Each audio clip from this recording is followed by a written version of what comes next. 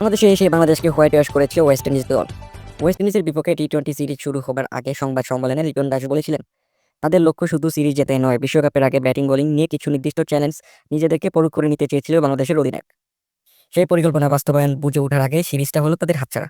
বাংলাদেশের batting lineup দেখে মনে হচ্ছে যে ছন্নছাড়া ব্যাটিং লাইনআপ।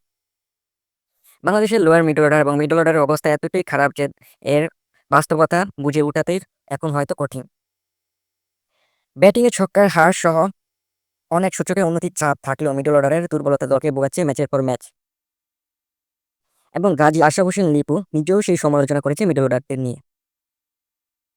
মিডল অর্ডার ব্যাটসম্যানরা ভালো করতে পারছে না, এর চেয়ে বড় ব্যাপার হচ্ছে তাদেরকে ভালো করার আবহাওয়া দিতে পারছে না দল। মিডল অর্ডারে কে কবে কোথায় ব্যাট করবে অনুমান করাও এখন কঠিন।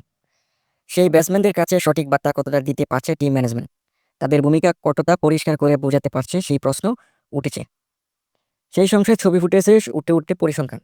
মিডল অর্ডারে কেবল তৌহিদ হৃদয় মোটামুটি নিয়মিত একটি পজিশনে ব্যাট করতে পেরেছে।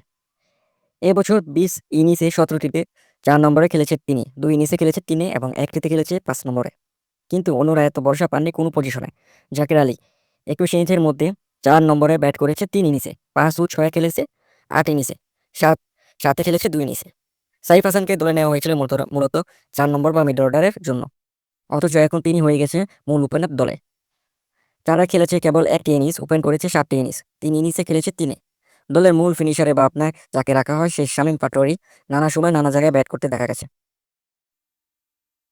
নুরুল হাসান সোহান 7 ইনিংসে ব্যাট করেছে ভিন্ন 3টি পজিশনে। টি-20তে এমনিতে কখনো কখনো ব্যাটিং অর্ডার ঠিক করা কঠিন হয়ে পড়ে বটে।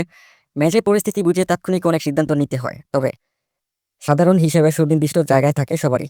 সেই আদর্শ চিত্র অনুপস্থিত বাংলাদেশের মিডল অর্ডারে। ব্যাটারদের জায়গায় কোনো কোনো পরিবর্তন হলেও তারা আত্মবিশ্বাসের ঘাটতি রয়েছে, বুঝে যাচ্ছে।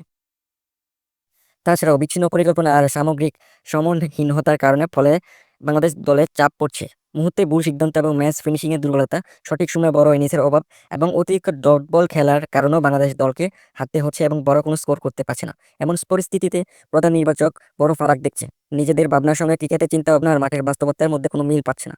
তার ধারণা পরিকল্পনা থাকা সত্ত্বেও বাস্তবায়নে সেই ছাপ মিলছে না। আর সেই সেটাই ম্যাচের পার্থক্য তৈরি করে দিচ্ছে। গাজী আশরাফ হোসেন লিপু জানান, এখন যারা রান পাচ্ছে না তাদেরকে সেটে ফেলাও সম্ভব নয়। তাদের পেছনে সময় ব্যয় হয়েছে, তাদের জন্য হয়তো আরও কিছুটা সময় থাকবে। তাদেরকে কাউকে কাউকে ইমাজিন এশিয়া কাপ খেলতে পাঠাবো, যেটা কাতারে হবে। সেখানে নিজেদের ছন্দ পাওয়ার সুযোগ থাকবে। বিপিএল ম্যাচ থাকবে, সেখানে ম্যাচে ভালো করলে সুযোগ থাকবে।